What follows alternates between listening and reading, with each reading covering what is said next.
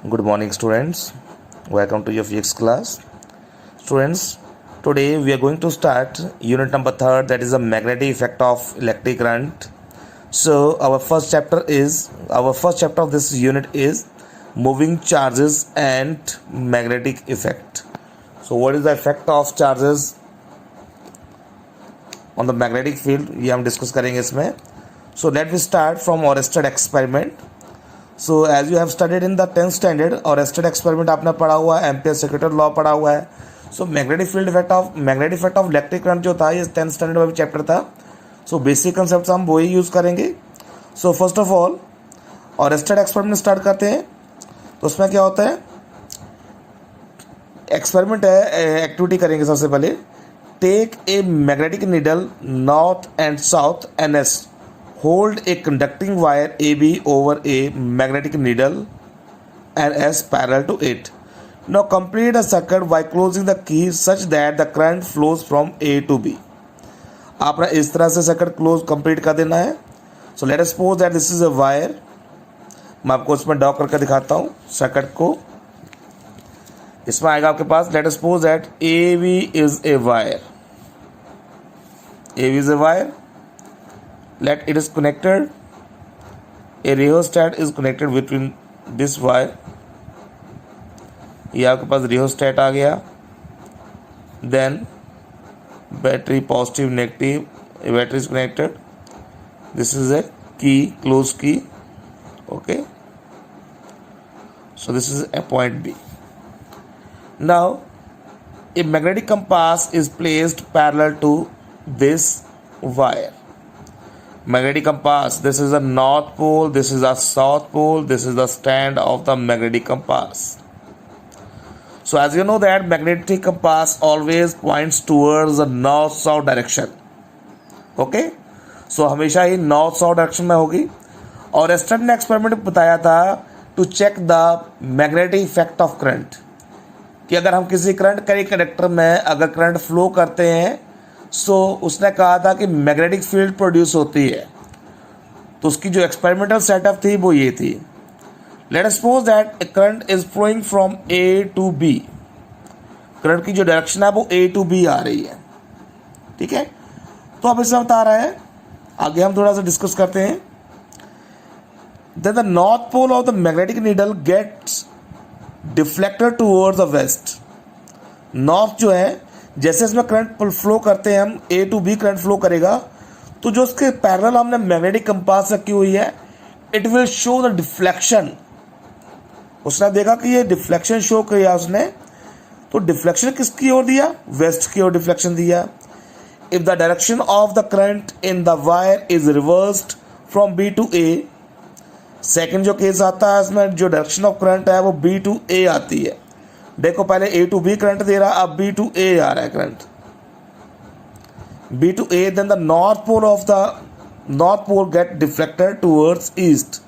तो जो north pole है वो ईस्ट की ओर डिफ्लेक्शन देता है. ठीक है, तो इस केस में ईस्ट की ओर डिफ्लेक्शन देगा. इसकी डिफ्लेक्शन वेस्ट की ओर है. जब current B to A flow करेगा then it give deflection towards east. Okay, the deflection of the needle increased with increase in current and vice versa. तो डिफ्लेक्शन जो है, इसकी ज़्यादा डिफ्लेक्शन चाहिए हमें, तो उसमें करंट में ज़्यादा, इसमें वायर में ज़्यादा करंट फ्लो करना पड़ेगा. As you increase the current then it will give more deflection and vice versa. He observe that there must be some magnetic effect around the wire carrying electric current which deflect the magnetic needle. This shows that electric current in a conductor produce magnetic effect in the space around the conductor. तो ये show करता है, जैसे इसमें current flow किया A to B, it give deflection towards west. B to A किया, it give deflection towards east. Okay, तो ये शो कर रहा है.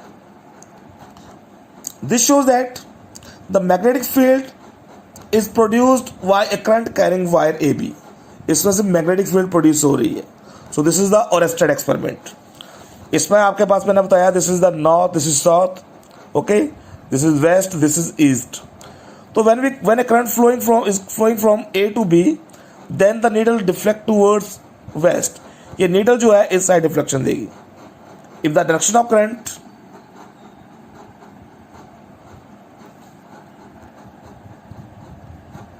If the direction of current changes from B to A, अगर ये करंट बी टू ए जाता है तो उसकी जो डायरेक्शन होगी, जो डिफ्लेक्शन की डायरेक्शन है वो आएगी ईस्ट की ओर, towards east.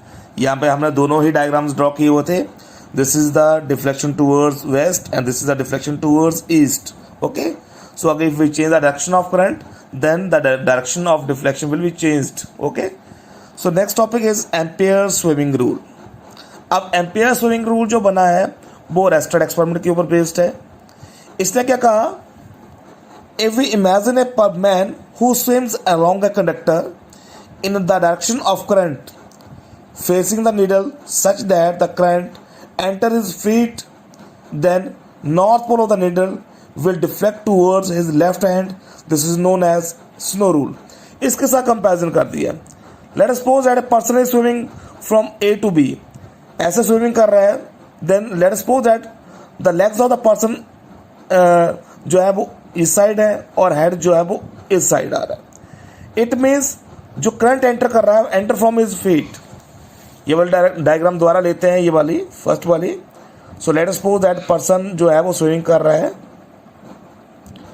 So current enter कर रहा है from his feet and left from his head, then the deflection of his left hand, जब वो डिफ्लेक्शन देगा, उसकी लेफ्ट हैंड की डिफ्लेक्शन देगा, it will show the deflection towards west. Okay, so this is the Ampere law. इसने Oersted के experiment के साथ कंपैरिजन करके एक रूल बना दिया था, जिसको बोलते हैं हम Ampere swimming rule, and this is also known as snow rule. अब इसको स्नो रूल क्यों बोलते हैं? SNOW। Snow rule means current flowing from south to north. South to north अगर करंट फ्लो करे तो डिफ्लेक्शन जो होगी वो वेस्ट की ओर होगी। SNOW, south north towards waste.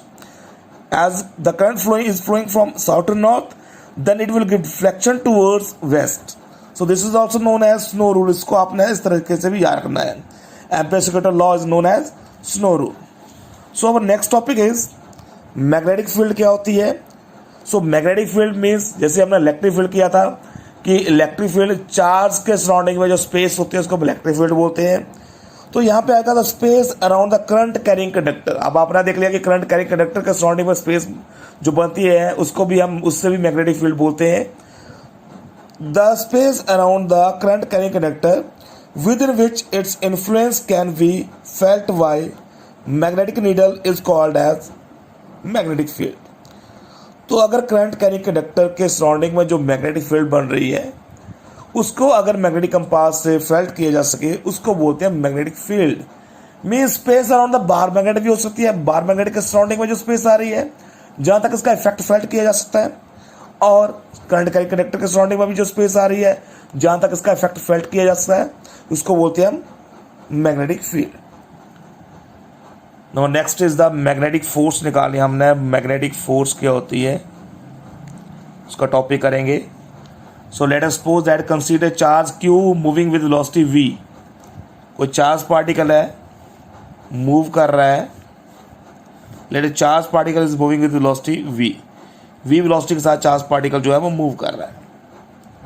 In the magnetic field, B vector is the magnetic field। V velocity के साथ मूव कर रहा है और B is the magnetic field, such that it makes an angle theta with each other। Then the charge will experience a force depend upon the following factors। तो ये charge जो है जब इसमें मूव करेगा तो वो फॉलोइंग फैक्टर्स के ऊपर डिपेंड करेगा। नंबर 1, पहले तो देखो V को हमने 2 कंपोनेंट में रिजॉल्व कर देना। This component is V cos theta, जो आपके पास थीटा कंपोनेंट, थीटा यहाँ पे एंगल बन रहा है वो V cos theta. This is the V sin theta component. अब इसमें जो फोर्स एक्सपीरियंस करेगा वो फोर्स एक्सपीरियंस करेगा टूवर्ड्स दिस डायरेक्शन। तो उसमें फॉलोइंग फैक्टर्स आ रहे हैं। Number 1, force is directly proportional to q, charge के ऊपर डिपेंड करती है। Number 2, force is directly proportional to perpendicular component of, ये आपके पास जो परपेंडिकुलर वर्टिकल कंपोनेंट आ रहा है वो है V sin थीटा। That is force is directly proportional to the component of velocity acting perpendicular to the direction of magnetic field. जो perpendicular direction of magnetic field के जो परपेंडिकुलर कंपोनेंट आ रहा है आपने वो लेना है। Number 3, force is directly proportional to magnetic field. No these are the three factors जिसके ऊपर जो है चार्ज पार्टिकल जो चार्ज रखा हुआ है उसकी जो है फोर्स जो है वो डिपेंड करती है इन चीज़ों के ऊपर. So after combining all these मेरे पास आएगा Q B V sine theta. So we can write it as K Q B V sine theta where k is known as proportionality constant. If k is equal to 1 तो क्या आएगा आपके पास f is equal to q b v sin theta. So we can write it as in vector form. sin theta आ रहा है तो हम इसको cross product की फॉर्म में लिखेंगे. So q into v cross b. So we can write it as in the vector form. So the direction of f means magnetic force आपके पास आ गई. Is perpendicular to the plane containing v and b. इसकी जो direction जो है इन दोनों factors के ऊपर डिपेंड करती है. मैग्नेटिक फील्ड और वेलोसिटी इन दोनों चीज़ों के ऊपर डिपेंड करती है इसकी direction. Direction can be found by right hand thumb rule. इसकी जो डायरेक्शन ऑफ फोर्स आ रही है वो राइट हैंड थंब रूल से हम पता लगा सकते हैं. This is the right hand thumb rule. Thumb rule आपको पता है. सो मैग्नेटिक फील्ड आपके पास ऐसी आ रही है, राइट हैंड थंब रूल से इसका डायरेक्शन का पता लगा सकते हैं. This is the right hand thumb rule. Okay, the direction of Fm on charge negative Q is in the downward direction. अगर पॉजिटिव Q चार्ज है तो अपवर्ड डायरेक्शन आएगी, नेगेटिव Q चार्ज है डाउनवर्ड डायरेक्शन में आएगी. आपको हम diagram बनाते हैं. दिस इज अ टॉपिक जो अभी हमने डिस्कस किया. सो ये देखो ये फोर्स आ रही है, पॉजिटिव चार्ज है तो उसकी डायरेक्शन जो ऊपर की हो रहा है. This is the right hand thumb rule. ये आपने 10th स्टैंडर्ड में किया. ऐसे करते हैं, करंट कैरिंग कंडक्टर को हाथ में पकड़ते हैं. If late us suppose that this is a current carrying conductor तो डायरेक्शन ऑफ फोर्स जो ऊपर की ओर आएगी. जो curved finger it will show the magnetic field. ये जो देखो जो हमने नेगेटिव चार्ज लिया उसकी डायरेक्शन जो है वो डाउनवर्ड आएगी.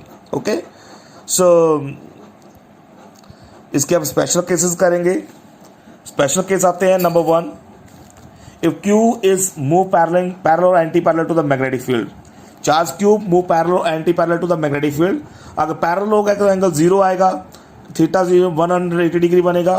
वैल्यू पुट करेंगे तो q v v sine 0 degree means 0. It means no force experienced by the charge particle.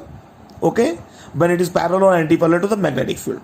दूसरा आता है if Q moves right angle to the magnetic field. अब थीटा 90 डिग्री पुट करना है तो q v v sine 90 degree आएगा. यहाँ पे क्यू वी वी बनेगा. This is the maximum force. So maximum force आएगी. ये आपके पास आ गया कि मैक्सिमम फोर्स कब एक्सपीरियंस करेगा जब उसके पास एंगल जो है वो 90 डिग्री बनेगा. ठीक है. So this is all about the magnetic force. So students, I hope you all understand. Next topic we will discuss in the next lecture. Thank you very much.